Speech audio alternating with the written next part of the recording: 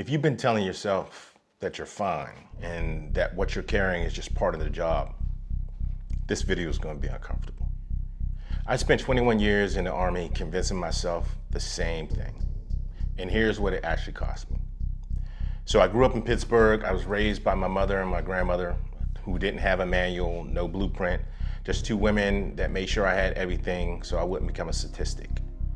At 18 years old, fresh out of high school, I signed my name on the line and went through basic training, AIT, as a 12 Bravo combat engineer. And before I had any time to figure out what any of that actually meant, I was in the desert storm. I wasn't old enough to buy beer, but I was old enough for that. That was the first one. Then came Bosnia, the Middle East a couple times, multiple rotations, 21 years total. I did my time, all of it. But what nobody tells you is that it doesn't happen all at once.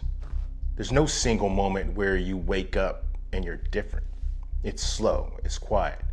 And for a long time, you convince yourself it's just age, it's just stress, it's just life.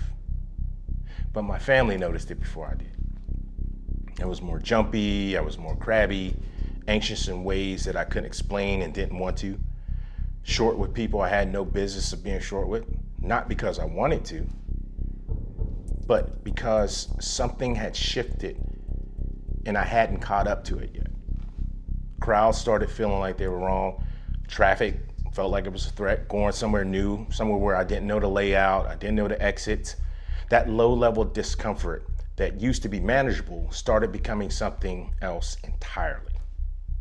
And I did what most of us would do, right? I pushed it down, I locked it up, I kept moving, and I told myself I was fine, because admitting otherwise felt like I was losing something that I couldn't afford to lose. Therapy? Counseling? No. That's soft. That doesn't work. I've been through enough to handle my own head, and that's what I told myself for years. If any of this sounds familiar, the irritability, the avoidance, the low-level static that doesn't really fully go away, I'm not describing a weakness. I'm describing what happens when people who are built to operate at a high level never get a chance to come down from it. You were trained to push through, to compartmentalize, to keep moving regardless of what was happening inside. That skill set kept us alive in a lot of places. It also keeps you from getting the help that you need. Both things are true. The moment that it finally got through to me was in Florida. It was my daughter's birthday, the parks, the crowds, the noise. Should have been one of the good days, the kind of day that you're supposed to hold on to. But internally, I was unraveling. I couldn't regulate it, I couldn't hide it as well as I thought I could. Standing in the middle of a place full of families and kids on a day that was supposed to be about her, and I was somewhere else entirely. That was it. That was the moment I stopped lying to myself. I got help. It took longer than it should have, but I got there. And here's what I know now that I wish somebody had told me 10 years ago. Every year you spend kidding yourself, managing it, pushing it down, performing fine. That's a year of your life that is running in the background while you're not actually in it. Your kids are growing up, your relationships are taking a hit that you can't see yet. You're present in the room, but you're not actually there. The stigma around getting help in these communities isn't just wrong, it's costing people their lives. And for the ones it doesn't, it's just slowly hollowing them out. I watched it happen to people I serve with, and I felt it start happening to me. You deserve help sooner than I got it. That's not a soft thing to say, that's the truth.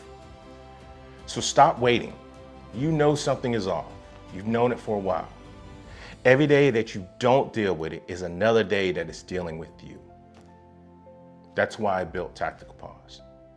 In the military, a tactical pause is what you call it when operations are going sideways. You stop, you breathe, you assess, and you come at the problem from a different angle. That's all I'm asking you to do. Take the pause. Get honest about where you're at, and then move. This community exists for veterans, military, and first responders who are done pretending. That's why $2 from every product sold goes directly to organizations fighting for mental health for these professions. Not because it's a marketing line, but because I know what showing up for each other means. The mission doesn't stop when you take off the uniform. Neither does the damage, but neither does your ability to do something about it.